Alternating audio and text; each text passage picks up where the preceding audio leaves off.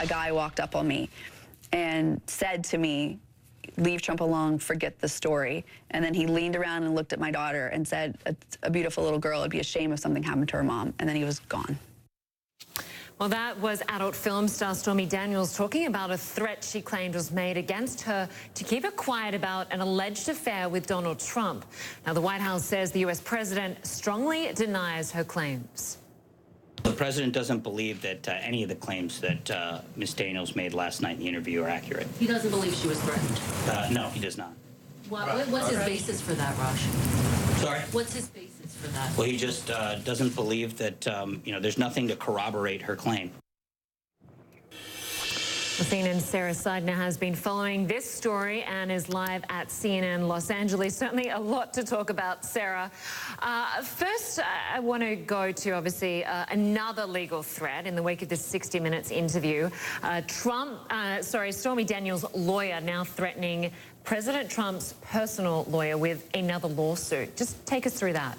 Yeah, he's gone ahead and filed it, amended the lawsuit that is already in court, where he has accused Donald Trump and the company that was created by Donald Trump's personal attorney, Michael Cohen, of basically being creating this non-disclosure agreement that essentially wasn't valid. And he's arguing that the confidentiality agreement isn't valid. Now, he has added to that now, saying that attorney Michael Cohen, who is Donald Trump's personal attorney, has lied about his client, knowingly lied about her, and knowing that that information is false. He basically said that he did not believe Stormy Daniels' story. He said that back in February and basically called her a liar. So that is why there is now a defamation case that is added onto their original case that was filed first in state court, and then Trump and his lawyers had it moved to federal court.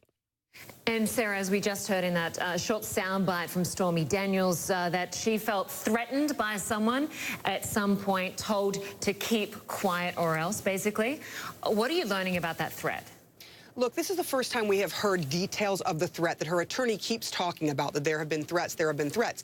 One of the big issues with this is that this happened, she said, back in 2011 when she initially gave her story and was told she'd be paid for $15,000 to tell her story to a magazine here in the States called Life and Style magazine, also In Touch magazine, owned by the same company. So she told her story, but they held that story. And in the time while that story was being held, there is reporting that Donald Trump, his attorneys, were contacted about the story. And not long after that, a few weeks after that, she says she was threatened in a Las Vegas parking garage by a man that she says she could identify if she ever saw him again, but that she has never seen him again. So those are the first details of an actual physical threat against her that we have heard. And they are pretty serious, though they are many years ago. There were a lot of people wondering if there were anything or any threats made by email or phone calls more recently that had anything to do with the Trump administration or the Trump campaign or anyone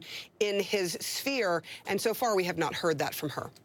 Okay, certainly an intriguing story, and it won't be going away anytime soon. Sara Sidner, good to have you with us. Thank you so much.